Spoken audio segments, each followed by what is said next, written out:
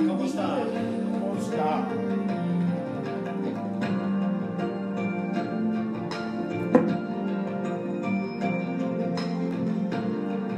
Hello, mighty companions. Hello. Let's use this song to kind of like bring our energies into the room. It's Ricky Byers back with G says.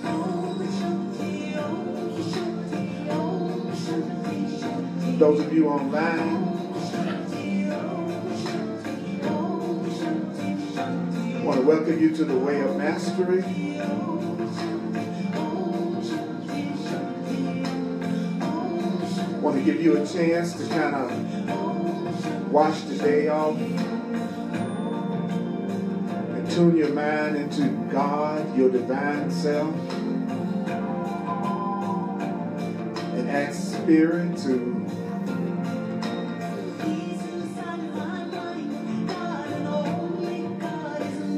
peace inside my mind. God and only God is moving me. Only God is moving me.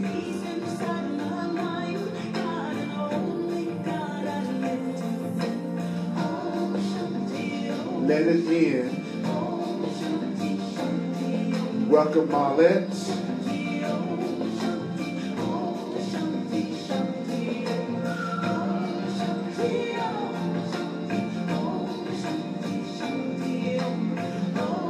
Open ourselves up to mastery. Remember that you need not believe these ideas that you hear tonight. You need not accept these ideas that you hear tonight.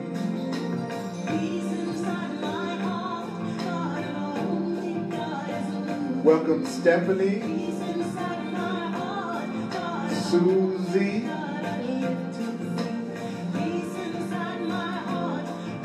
all the mighty companions in the room and all the mighty companions coming online.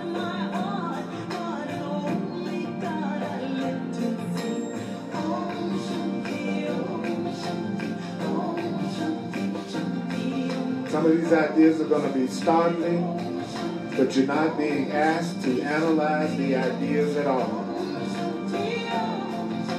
It's the use of the ideas that will give the ideas meaning to using it. Using it will give it meaning to you and will show you that the ideas are true. Welcome to the Way of Mastery. Hello there, Miss Tamsin, Asetta, Raven. Welcome.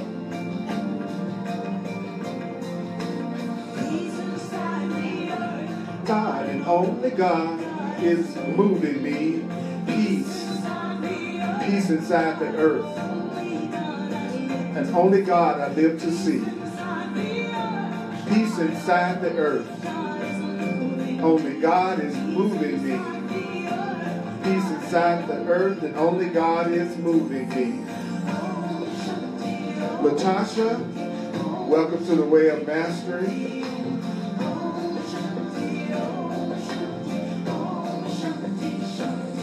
I want to invite you to communicate with each other. Comment, like, share the video. Remember that we're joining with well over 100 of our brothers and sisters from all over the world. This is a perfect time to tune into the energy of all of us mighty companions.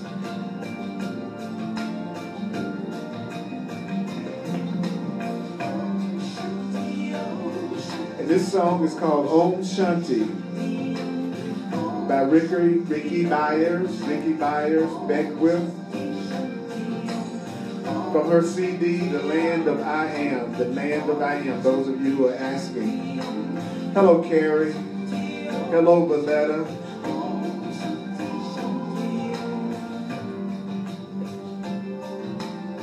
We're going to be on page 344 in the way of knowing.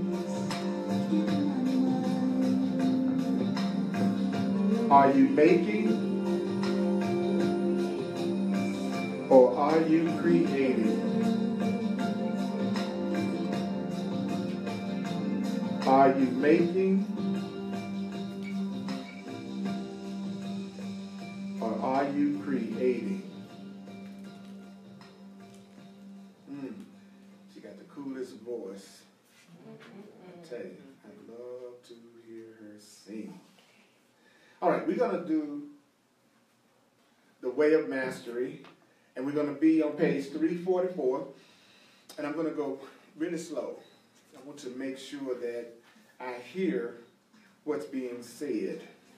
And then we're going to see if we can apply it to what we're going through right now and see if we can shift over into our right mind. Our right mind. So here's the paragraph. Are you making or creating?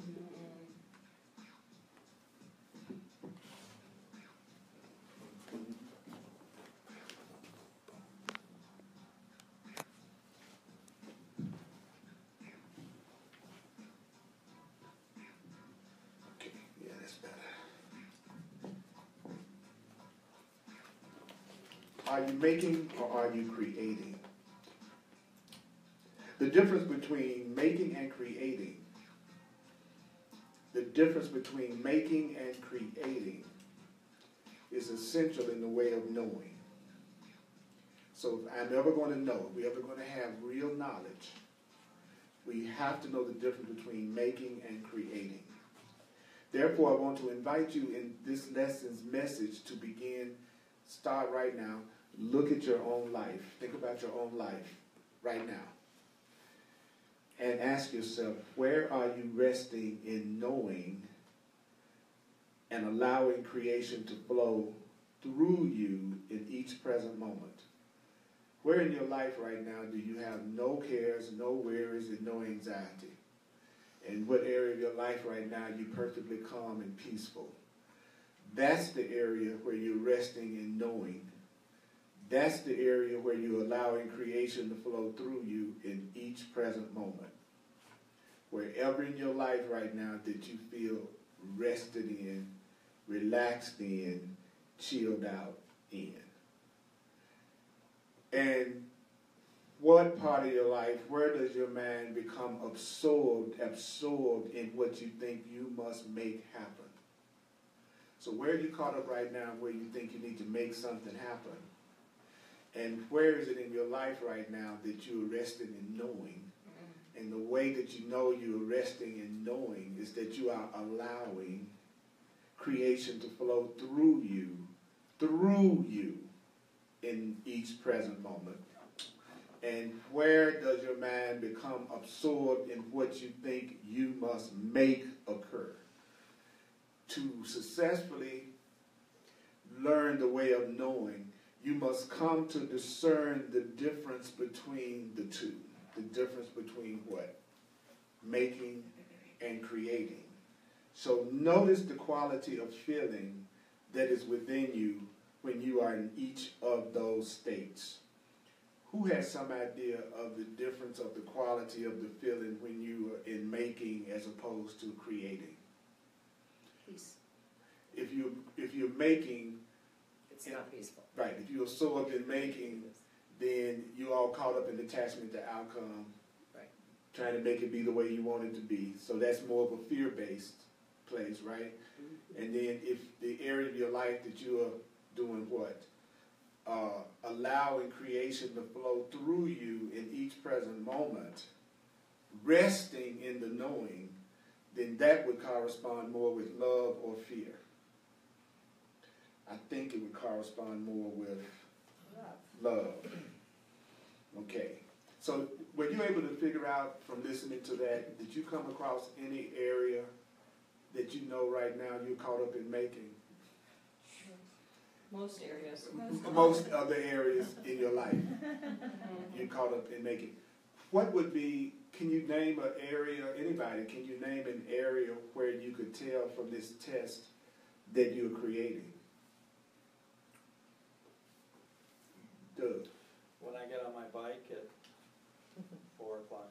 when you get on your bike at 4 o'clock in the afternoon and you go out and ride. You're in the flow. You're letting yourself experience the creation of each moment. I feel that way the most when I'm reading and studying. Yeah, me too. Yeah. That's when I feel the most present. That's when I feel like I'm not trying. That's when I'm not only not trying to make things happen, that's when I'm trying to let go of the idea of me making things happen. Anybody else? What area in your life do you, right now, can you say you feel like you are being present? When I meditate. When you meditate. Mm-hmm. When I'm holding my grandchildren. Of course. I wouldn't expect anything less out of your mouth. Yeah, you're present. Yeah. You're not trying to make anything happen. That's such a cool feeling. You got anywhere, Bunny, you letting some things happen that you know that you're not trying to create? Mostly when I start the day.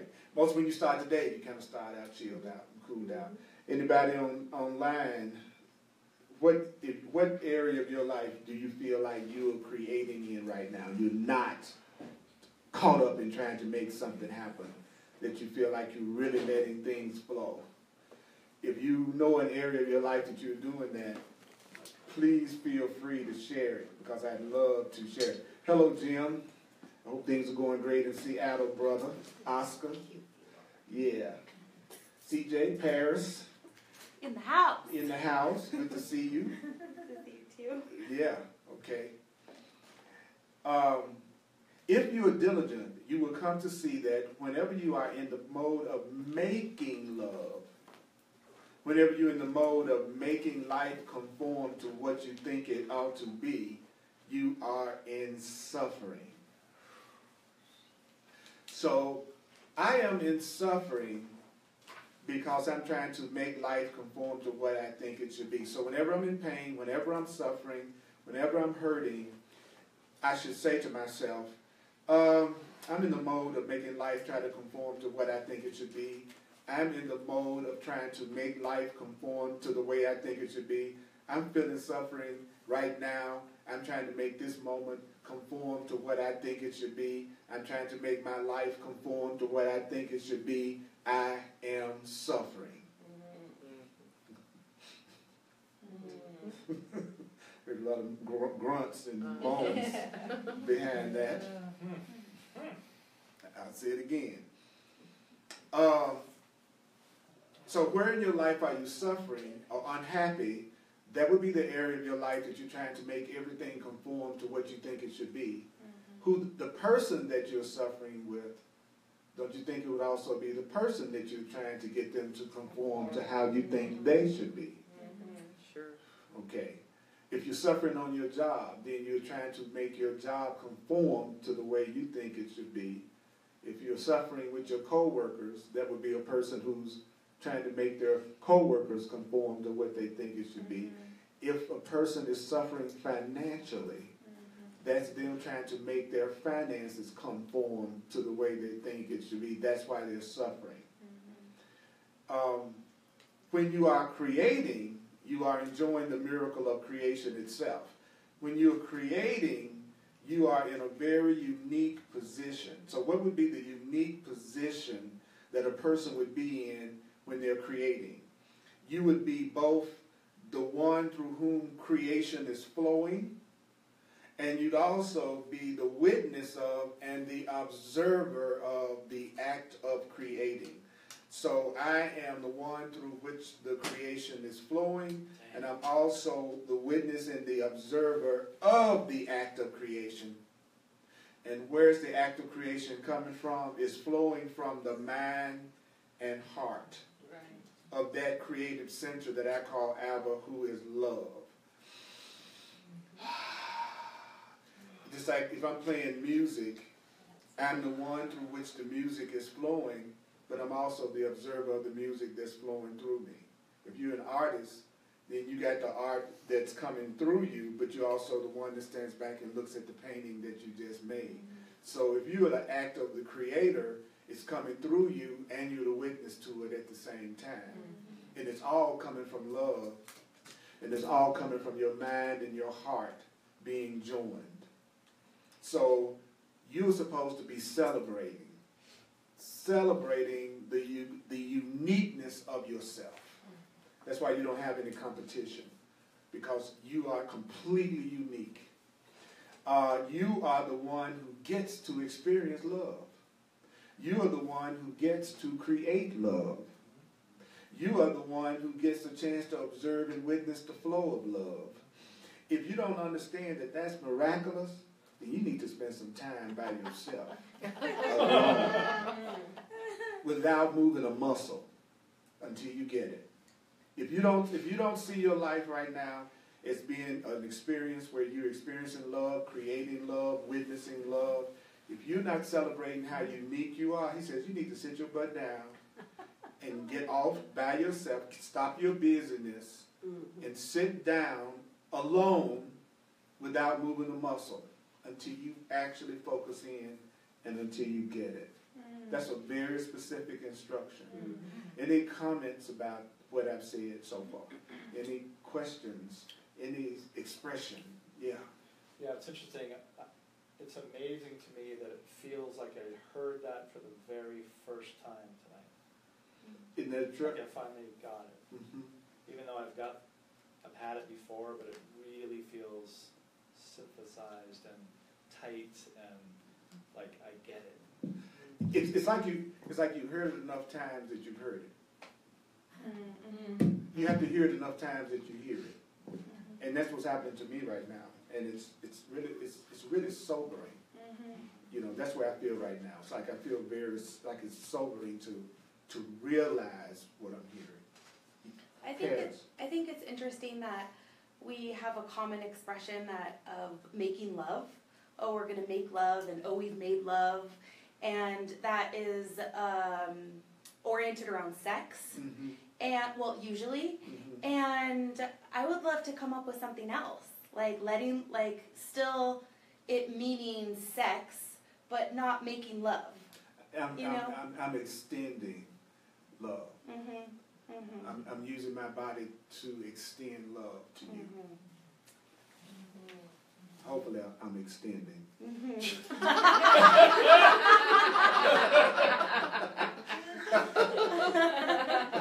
Hey, what y'all think about it? We hope so too. Yeah. CJ. So one of the things I realized collectively of all of that is that if I'm suffering, I can know that I am trying to make reality fit my illusion.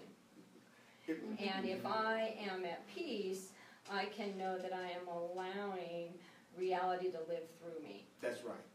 Exactly right. Yeah. I'm letting life flow through me when I'm creating. And when I'm suffering, it's Earl's script again. He's trying to act out his script again about what he thinks. But when you listen to that, when it says you're trying to make life conform to what you think it should be, actually, if you think about it, in the world, that's what you're taught you should do. Exactly. Yes. Create. Yeah. Self-made man. Yeah. So we call creating making. We've got it exactly reversed here.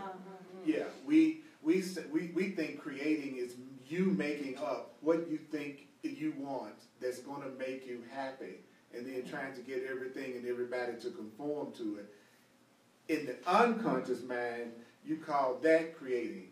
Yeah. But that's really making.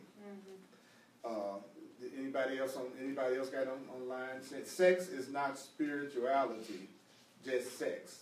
Well, sex can be spiritual if you're using it as a way to join minds. It's neutral like everything else. It can be used for love, or it can be used for separation. That's right. Always remember, anything of the body, anything in the physical world is neutral. So that means you can't say sex can't be connected to spirituality. You can't say anything can be connected to spirituality if you're using for the purpose of love and awakening. You know, and so that's something to keep in mind. Okay, I don't see anything on here. Somebody else? Yeah, Patricia. Well, I think it's interesting that in our culture we do say making love for sex. In our culture, we say making love for sex. And I think that contributes to some of the confusion around special relationships. In what way? Well, because we say that's when we're making love, when in fact there are, however moments in a 24-hour day, opportunities to create love. Mm-hmm. And when we focus it on just the sexual act, I think our minds become confused. That this person, this whatever, is the object of love. And it defines it in a very narrow way. So that's just a Thank you. Well said. Thank you. I hear you, Susie. I got you. Your phone auto-corrected. You did mean that. All right. It's cool.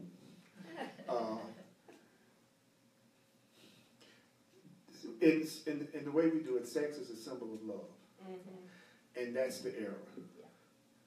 Because then, whether a person loves you or not, then depends on what they do or don't do sexually. Exactly. And that's really the way we judge it here. Okay. Anybody else? Do I go to the next paragraph? Okay. Asada says we give sex all the meaning that it has. Hello, Lee.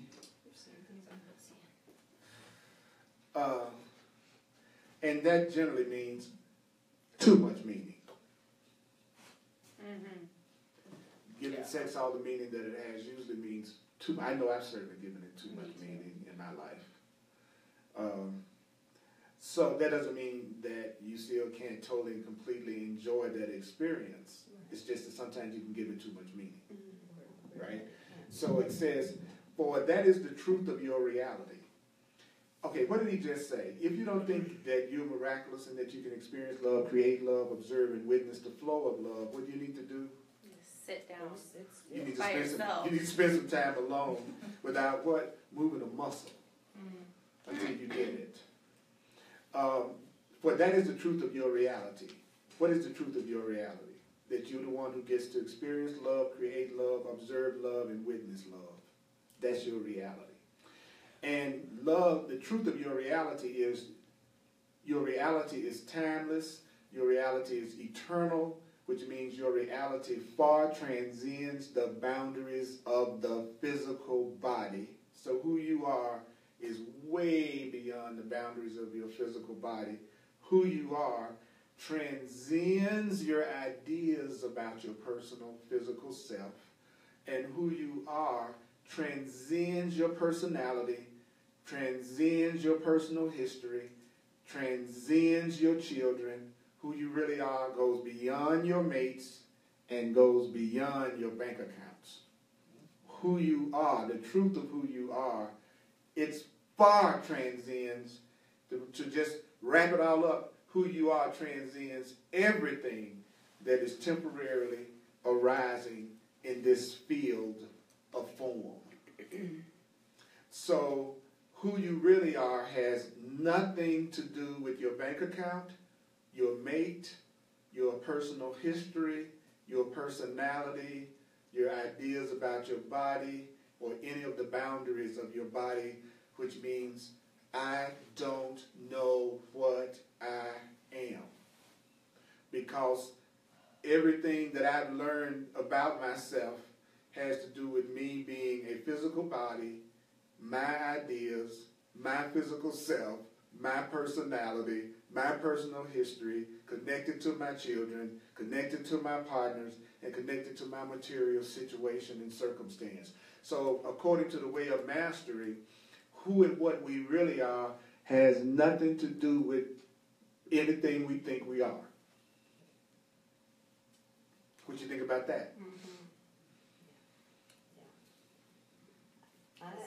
I really like that. And again, I think we sometimes tend to define, like, I'm at a certain age now. So I think about what my life has been and what I'm going to leave. And often my mind goes to, well, you know, I've had a wonderful career, I have a wonderful house, I have a wonderful family, but none of those are who I am. You're not your None of family. those. None of that's who you are. And the times when I've been mostly myself have been the times that Spirit has come through me. Without, it's the creating thing you're talking about. It's without thought, it's without planning. There's just a situation, and I'm there. And Spirit comes through. Absolutely. Absolutely. I love it. You transcend everything that is temporarily coming up. I love how he says, in the field of form. Just like you got cornfields, cotton fields, you have form fields. Mm-hmm. The life. And you can look at the cornfield and you don't say you're the cornfield. Mm-hmm. Mm-hmm. So this isn't a cornfield, this is a form field. And you're not the form field either. Mm-hmm. So Linda and I had this conversation earlier, and this is just like the icing on the cake with the conversation of we get so loyal to the old forms. I am this person's friend, I have to be this person's friend forever. Yeah. I am your mom that runs errands for you and you're now 32, right? But we get so loyal to the form over time and use the form as identity, and that, you know, when we were expressing it, this really feels like that time of the phoenix where the old forms are going to ash and we have to rise from those as something new. Who are we? Except we still have the mental attachment and loyalties to the old form. Yes. Thank you. Thank you. Thank So you. true. Kathy says, eternal transcend me, thank goodness, overrides my thoughtlessness, thank goodness. Seta says, I'm not my body, I'm not my body. I have a body, I'm not my body. I have a body, I'm not my body. I have a body, I'm not my body. Anybody else?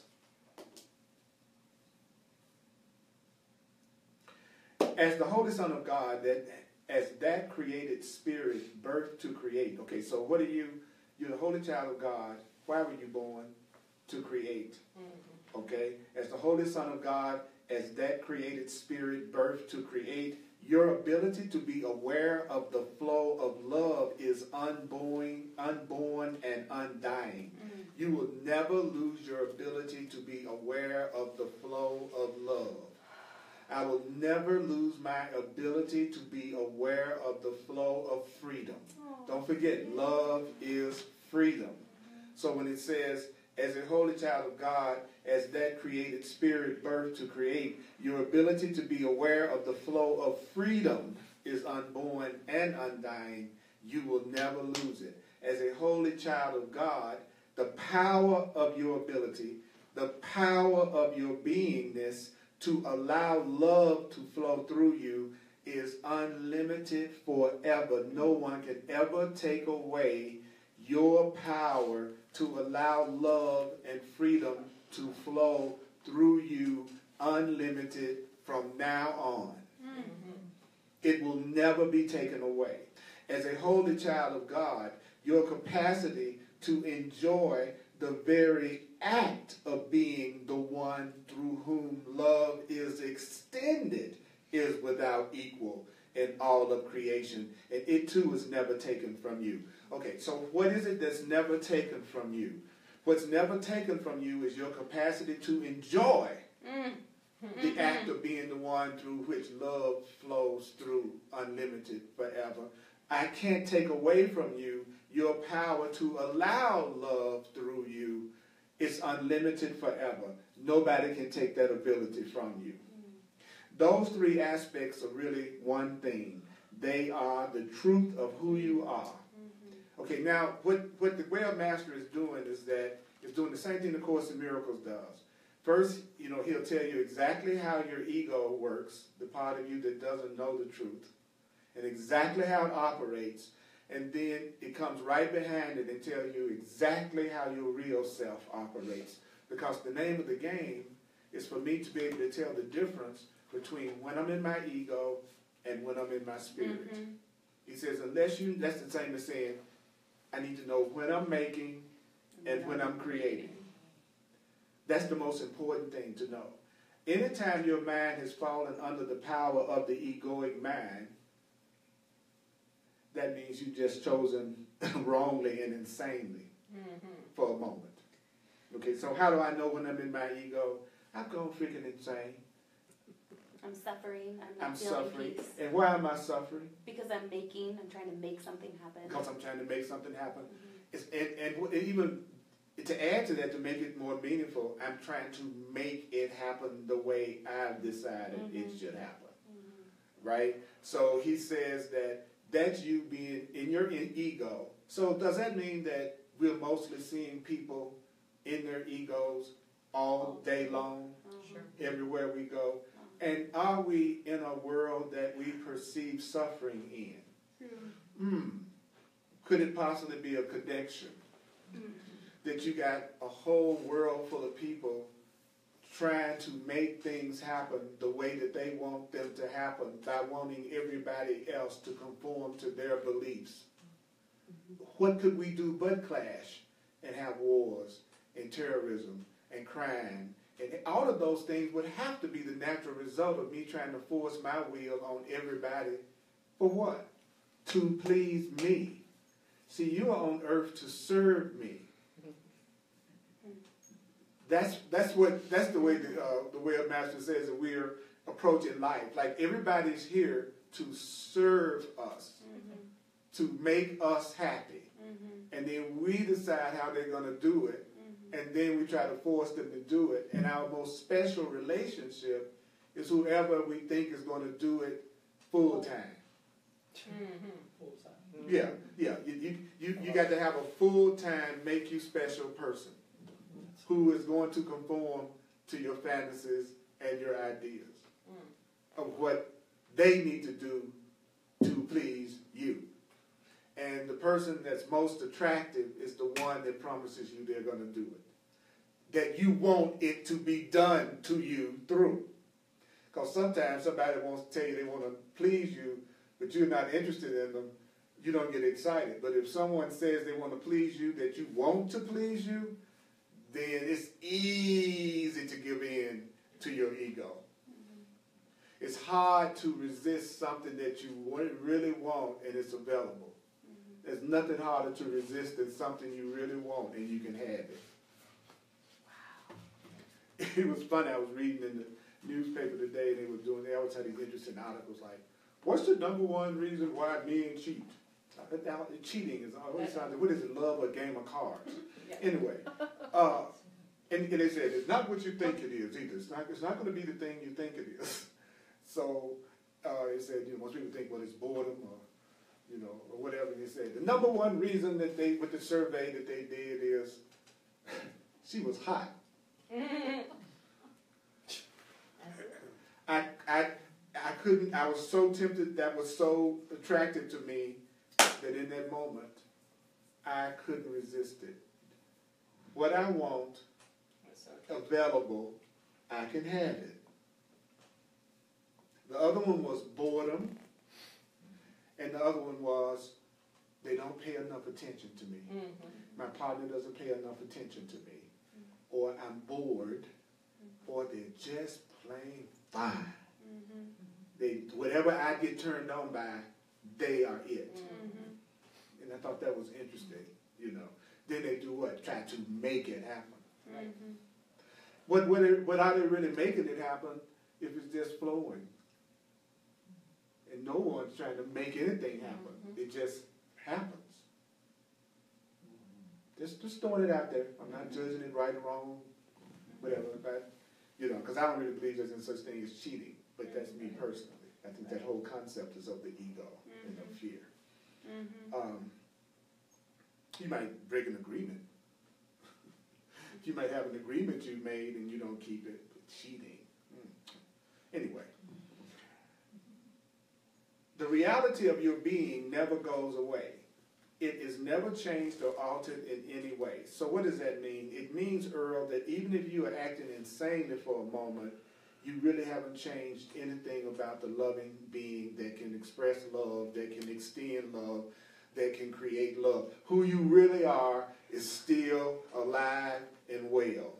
All that has occurred when you are in your ego is that you have used time to lose awareness of the truth. So when I'm trying to make and create and get people to conform and project and blame, all that means is I'm in my ego. So you could say, I'm using time to lose awareness of the truth right now. I'm using this moment to lose awareness. I'm using this moment to lose awareness of the truth. I'm angry. I'm upset. I'm trying to make everybody conform to what I think they should be. I am losing awareness of the truth right now. I have lost awareness of the truth right now. That's what you would start saying when you're upset with somebody. You go, you know what? I've lost awareness of the truth about you right now, and I'm really upset. I've lost awareness of the truth right now. I think I'm broke. I've lost awareness of the truth right now. I feel lonely. I've lost awareness of the truth right now. I feel sick. Yeah. Right? And in the next moment, you're free to choose again. That's right. So I might be in my ego in this minute, but I don't really have an excuse for being in my ego the next minute.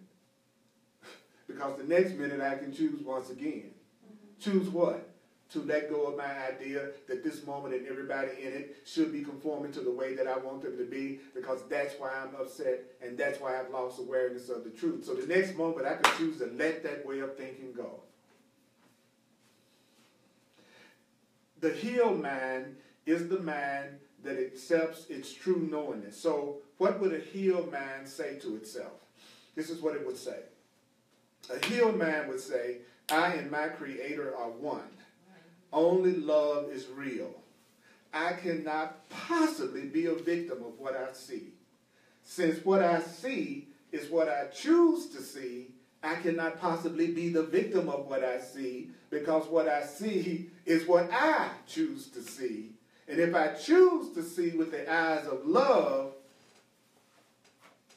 all I see is perfect innocence and the will of my Creator clearly at work. So unless I'm saying that to what I am looking at, I have not accepted true knowingness, and therefore I've lost awareness of the truth, and I'm in my freaking ego. So when I'm conscious again, I'm saying, I and my Creator are one. The only thing that's real is love. I can't possibly be a victim of what I see right now, but since I'm the one who's choosing to see it, so now I'm going to choose to see with the eyes of love. And when I see with the eyes of love, I will know I'm seeing with the eyes of love. How will I know I'm seeing with the eyes of love? All I see is perfect innocence and God's will clearly at work in this situation. Wow. Wow. Wow. Wow. Have you said that today? When you had something that was less than joyful? Did you say, oh, I'm mad right now? Okay, me and my Creator one. The only thing that's real in this situation is love. I can't possibly be the victim of what I'm seeing right now, since I'm the one that's seeing it the way that I'm choosing to see it. So I can choose to see it another way. I'm going to choose to see it with the eyes of love. I'm going to choose to see it with the eyes of truth. And I'm going to say God is clearly at work in this situation. That's what a conscious being would say when they're getting upset. I have a question.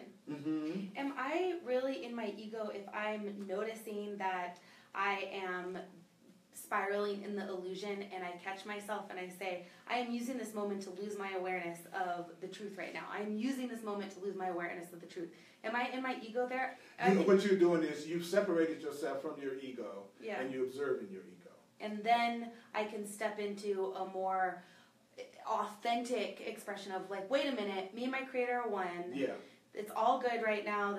Everything's supposed to happen the way that it should. And I'm not a victim of the way I see, because I'm the one that's choosing to see it. And I can choose to see it differently. Right. But when you look at your ego as if it's like this cell phone, okay, when you're in your ego, you think you are the cell phone.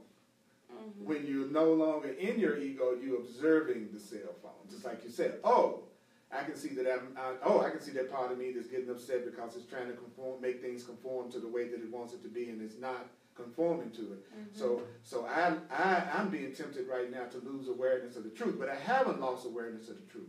How do I know I haven't lost awareness of the truth? Because I'm saying that. That's exactly right. If I can be the witness to it, I'm not in my ego. I'm in my ego when I think I'm the victim of it, and I'm in it. So that's a very good point. Because the name of the game is you're learning how to separate yourself. Like we have the desire to be separate. So Spirit is saying, I'm going to use separation to your advantage, where you've been using separation to hurt you. I'm going to use everything you've learned to help you. So I'm going to take separation, and now I'm going to help you with it. And the way that I'm going to help you with it is now I want you to separate from your ego. Separate from your guilt. Separate from your fear. Separate from your loneliness. Separate from your desire to be in control. Now I'm using separation in a way that brings about unity. Yeah. So if you're observing it, you're moving beyond it. And who you are is whatever part of you that's observing it. That's you. You're the witness of your ego, right? And remember, people who are really in their egos don't know they're in their egos. They think that's the way they are, and they really think this is what's happening and this is what's going on. That's how you can always tell. So that's a great point. Asceta says, I've lost awareness of the truth about you right now. The truth is that you're innocent. God is clearly at work in this situation. See, I don't really believe anybody is serious about any of this personally. That's my judgment. Until they can say stuff like this, and they say stuff like this when things are happening. Other than that, we just sitting around reading some books and going home. Yeah. We just doing, we just doing what we always do. Listen to the truth, then go out and do what we've been doing all the time. But it's not until I catch myself and go, hey, I'm upset right now. I'm suffering right now, which means I'm trying to make everything conform to the way I think it should be. I've lost awareness of the truth. I need to stop a minute and go, me and my Creator are one. Only love is real. I can't be the victim of what's going on right now because I'm the one that's choosing to see it the way that I'm seeing it. And if I was really seeing it correctly right now, I wouldn't be upset. I would be seeing it with innocence. And I would say, God's will is surely at work in everything that's going on. Until that really becomes the way that I respond. And that's why it's so hard for you all to stay conscious. Because the ego part of the mind does not want to hear what this is saying. Because if you actually heard it, your ego wouldn't exist anymore. That's why, as much as we'll be enthusiastic and so we want to be into this, the minute we start to hear it, the minute it starts to get deep, you watch yourself start to fade immediately. Why? That's no accident. That is your ego believing that the truth is threatening to you, and your old concept of yourself still wanting to be in charge. Or else it would energize you to hear this. It wouldn't make you feel tired to hear it. It would energize you to hear it if you didn't see it as threatening. If you really saw it was helpful. So it's the ego that listens to the truth at first. And then you keep telling yourself the truth so long that the part of you beyond the ego starts to really respond to it in a joyful, excited way. It's the world that puts me to sleep now. And it's the truth that wakes me up. Where in most cases I see it's just the opposite. Share the truth and you watch people go to sleep. Talk about the illusions of the world and drama, and you watch everybody be wide awake. Get all fired up. And get fired up. So it's real interesting to watch how we react when we hear that you are love. You deserve love. You extend love. You are a creator. That you are innocent and beautiful. It's a trip. It's a trip to teach as long as I have and watch people do exactly that. As soon as you start saying loving things to them, you watch them go unconscious. Because they don't believe it.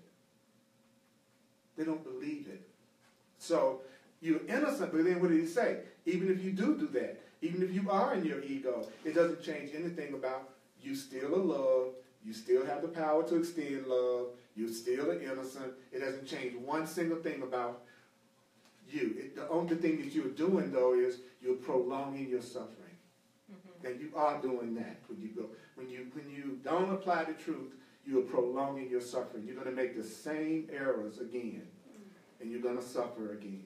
But the cool thing about suffering, though, is that there's a limit to it. That there's a limit to pain. And that's good news. So nobody's going to suffer forever. Nobody's going to suffer forever. Nobody is going to suffer forever. Thank God. Thank God. Thank God. Cheryl says, I have lost awareness of the truth, but I'm willing to see this another way. And I can see her laugh on the cell phone. And Susan says, I just had a conversation with a sister that took in all the love I was extending, and it was so refreshing because she was desperate. And apparently not intended to facilitate in any way today because my phone is having an ego fit. Your phone I is can't trying see- to can't conform see- to its own can't wishes. see comments. Yeah. Yeah. Well, I'm glad, CJ, that you gave it a good shot. And you were You're innocent. trying to totally support It's us. not- Facebook's been acting crazy for a few people, so just so you're aware. Well, don't forget, it's always immediately reposted, so you'll get a chance to see what you missed. It's really always interesting to think of the fact that there are, usually several hundred people that are watching, and most of them just want to listen. Mm-hmm.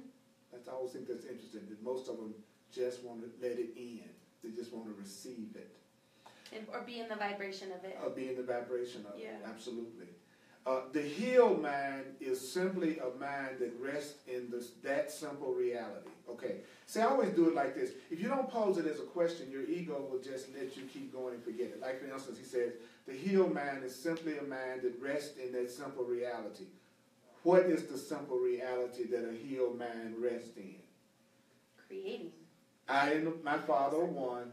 Only love is real. I cannot possibly be a victim of what I see, since what I see is what I choose to see. And if I choose to see with the eyes of love, all I see is perfect innocence and the will of my Father clearly at work. That's what it's talking about when it says the healed mind is simply the one that rests in that simple reality.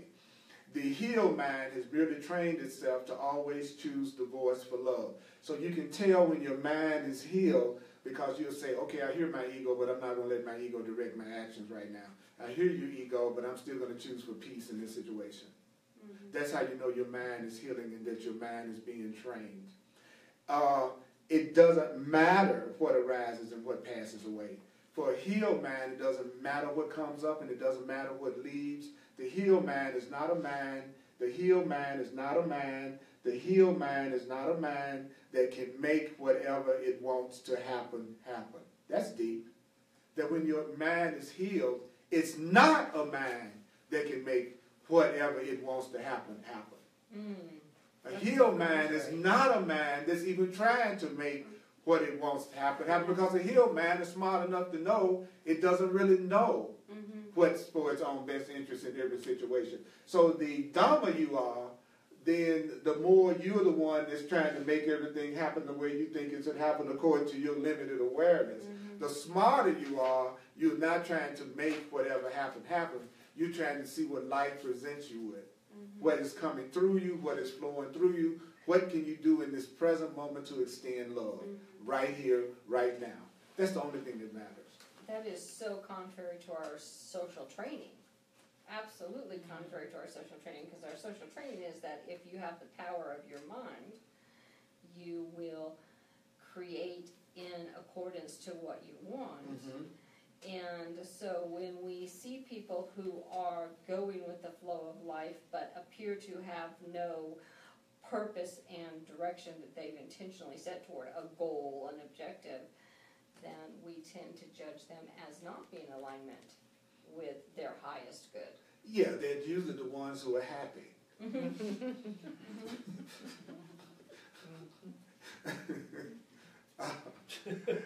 I was looking at the Forbes list of they just put their list out with all the billionaires and stuff.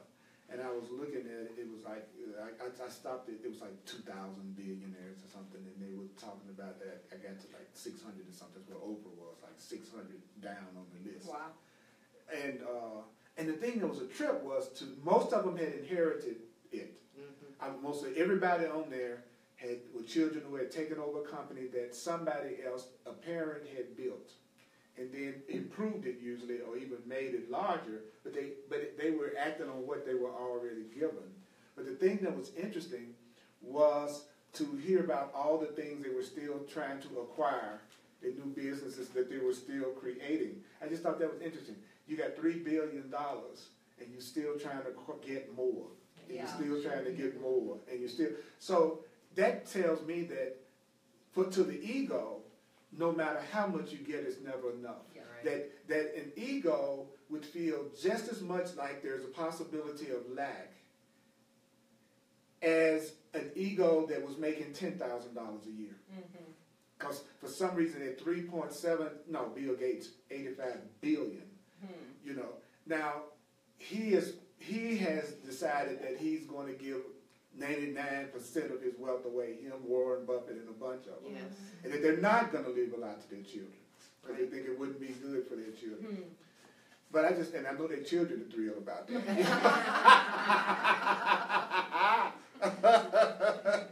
But I just thought it was such a great lesson. And I'm not a hater at all. Don't get me wrong. That is me. You understand? They are us. There's just one of us here. So there is not like there is a them rich and a me poor.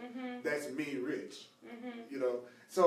But I just thought I thought they were giving me a great lesson that for some reason, no matter how much you have, there's a part of you that can still always want more. And so I needed to stop doing that to myself right now. Not allowing myself to, like you said, witness the love and the beauty of the love and the blessings that are all around me because I'm so busy trying to get more. And the Course in Miracles says that that's what an idol is. An idol is just your desire for more. And for us, that's our idol. I want more love. I want more money. I want more peace. Or I have less than anybody else. He says we do it both ways. Either I'm worse than everybody or I'm better than everybody. And that's the ego. So a healed mind is not a mind that can make whatever it wants to happen. This is the egoic attempt to do what? Become absolutely powerful. So your ego is trying to be totally powerful by trying to make everybody conform to the way that it wants it to be. In other words, it's almost like he's saying there's a part of us that's a mini dictator. And that dictator wants everybody to do what he wants. And that's what your ego is. It's the part of you that wants everybody to do what you want them to do. He says the meek of heart, the pure of heart, realize that making is the illusion. That making is always about something that will be temporary. You can count on it. Anything you make won't last. That's how you can tell a special relationship is of the ego. It doesn't last, even if it looks like it's death that ends it. There's nothing we can make in the world that's permanent. So there's no such thing as making anything in the world that is truly created. And so if you understand that, then your ego will never fool you and you won't get caught up in being miserable all the time about things changing and not staying the way that you want it to be, Raj. And being is the reality. At what point do you just start to just be? At what point in your life do you just start to be? So it says, the choice is yours.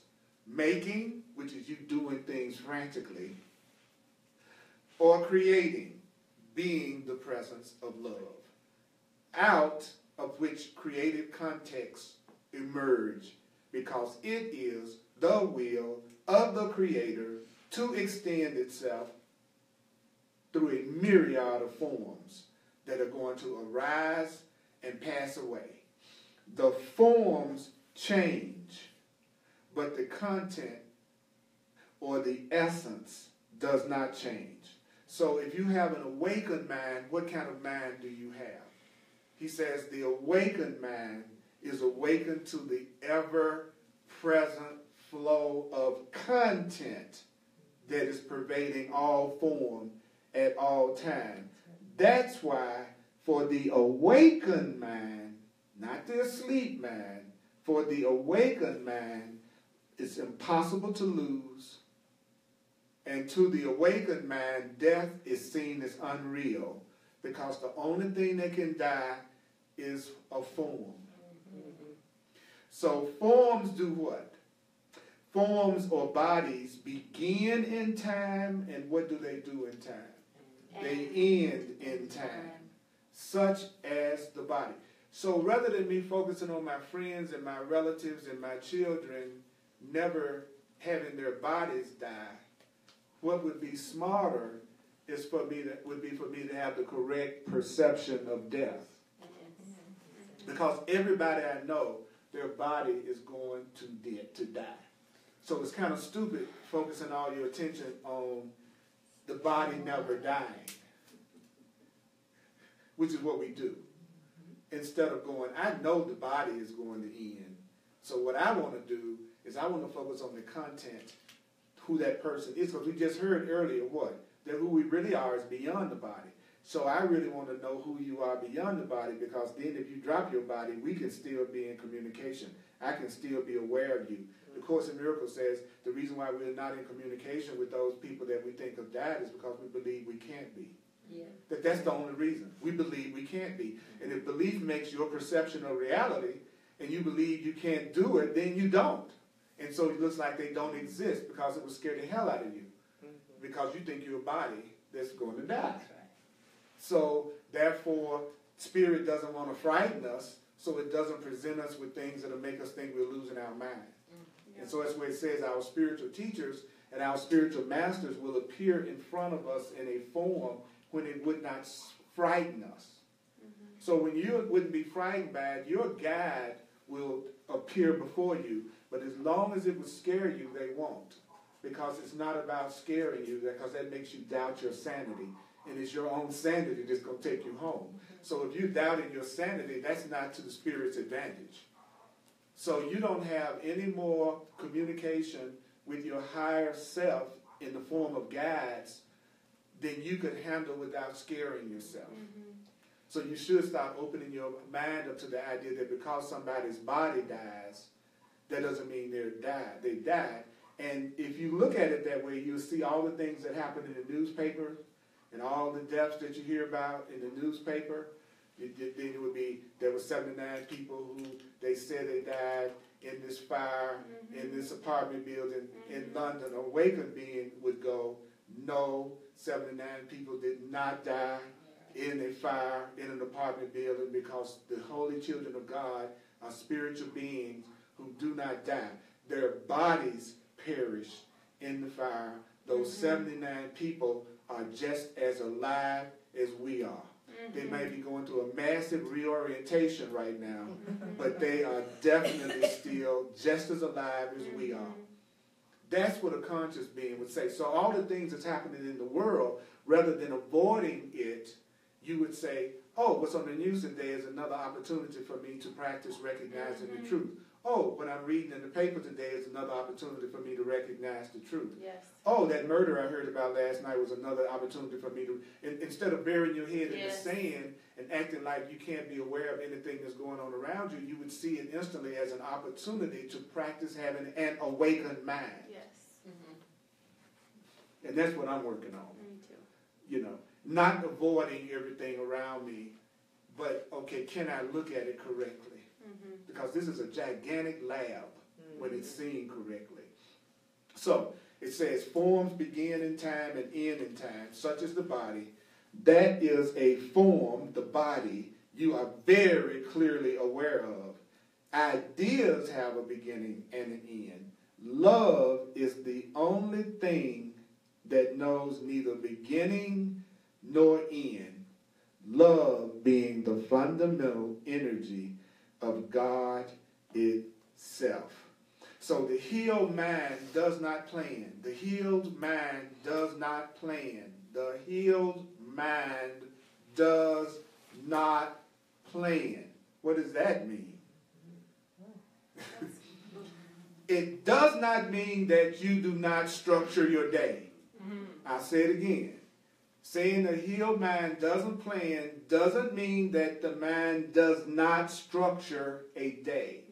That is, it's not saying that the mind does not make decisions, whether it's going to make a phone call now or make a phone call later. But it does mean the healed mind does not plan what the day shall be for. Now that's deep. The healed mind does not plan what the day is going to be for. The healed mind just surrenders into love and then allows love to cause what's going to happen that day. Do you see the difference? So the egoic mind gets up in the morning already believing it knows what this day is for. Yeah. And this day can have no purpose to your ego, but what? Sustaining of the authority of the ego. To the ego, when it gets up in the morning, its plan is to try to make the world conform to what the egoic mind believes must be so. So I get up in the morning, and my plan is to make everything happen today the way that I want it to happen. And then the Course says, the Way of Mastery says, the awakened mind knows that this day has no purpose except that which the Creator would give to it. Through the Christ mind, which is the love mind, through the self. So an awakened mind seeks first the kingdom, which is reality, which is truth. And then all things are added to it. I'm going to seek God first, and everything else is going to be added that I need today. I'm going to seek love first, and then that will create everything else that I need to have today. The day will flow out of your surrender to love. So the healed mind, a truly healed mind, would be a mind that is like the wind. What does that mean? When you look upon the wind, you can't tell where it's coming, and you don't know where it's going. It's not a logical thing. You can't control the wind. You can see the effects of the wind. You can try to measure the wind. You might even try to predict the wind, but it will always leave you guessing. So a healed mind is not interested in making anything. The healed mind's only interest is the delight and joy of creating. The healed mind just shows up where it is asked to be. The healed mind, it no more laments.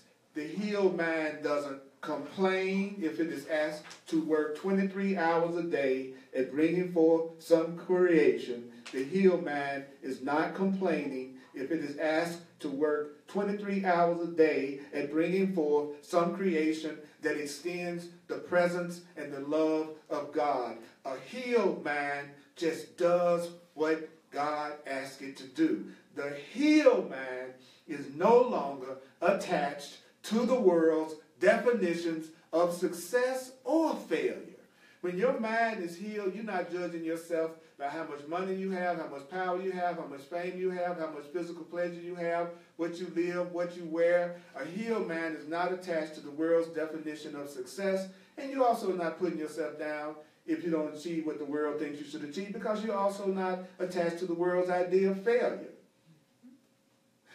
For those pertain to the realm of making. So a healed mind is no longer attached to what others think of its creation, because a healed mind trusts the mystery that has birthed the mind and that operates through the mind in each moment. So the last question of this section is, indeed, beloved friends, consider well. Are you devoted to making, or are you devoted to creating? That's the question. So let's acknowledge us for hearing this much.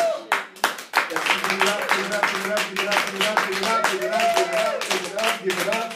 And I'm going to do a quick little recap of a prayer before we run out of here. And those of you online, we're going to do the financial expression of appreciation. I sure do appreciate you.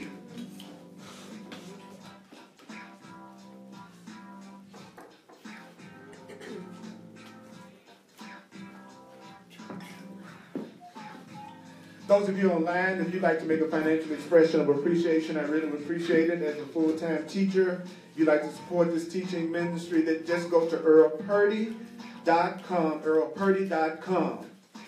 And I'm available for one-on-one sessions called clarity sessions if you would like some support in applying these principles to whatever you're going through, so that you can go to that creative, loving delight that this book is talking about right now.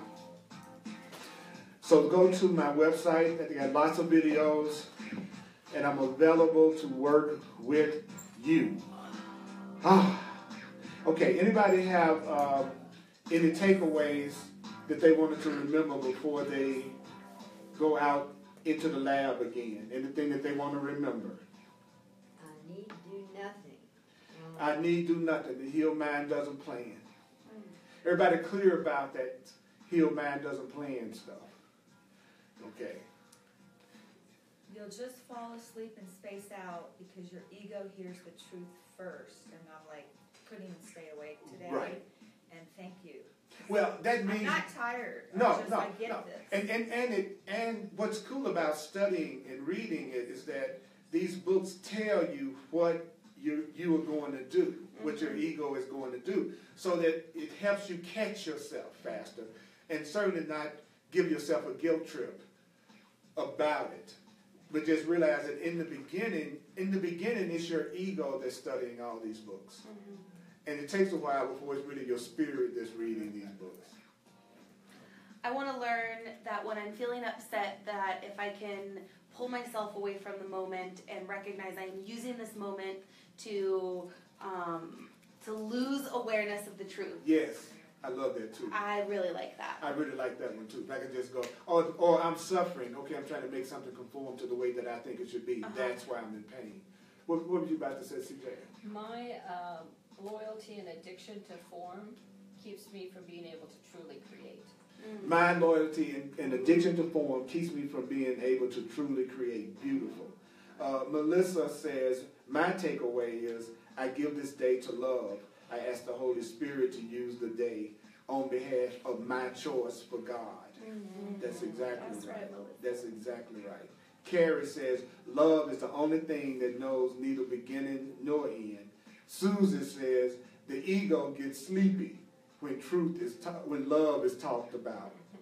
Yeah, I love that. I love that.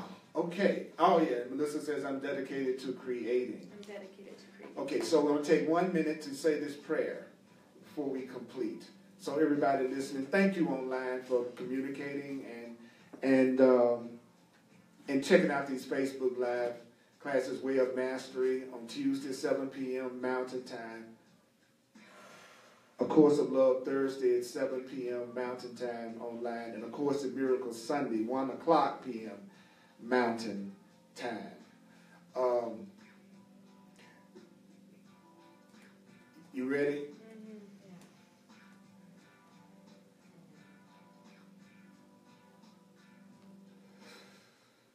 I and my Creator are one. Only love is real. I cannot possibly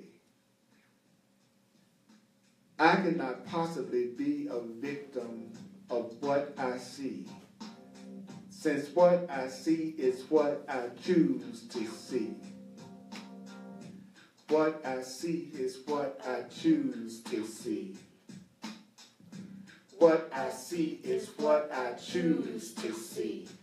And if I choose to see with the eyes of love, if I choose to see with the eyes of love, all I see is perfect innocence. All I see is perfect innocence. And the will of my Father clearly at work. And the will of my Father clearly at work. One more time. I and my Creator are one. I and my Creator are one. Only love is real. Only love is real. I cannot possibly be a victim of what I see. I cannot possibly be a victim of what I see. I cannot possibly be a victim of what I see. I cannot possibly be a victim of what I see, since what I see is what I choose to see. What I see is what I choose to see. And if I choose to see with the eyes of love, and if I choose to see with the eyes of love, all I see is perfect innocence. All I see is perfect innocence. And the will of my Father clearly at work, and the will of my Father clearly at work.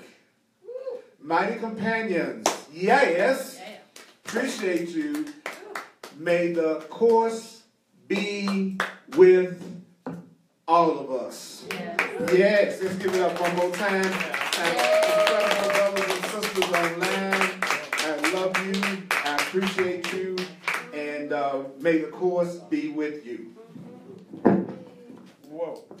All right. Now.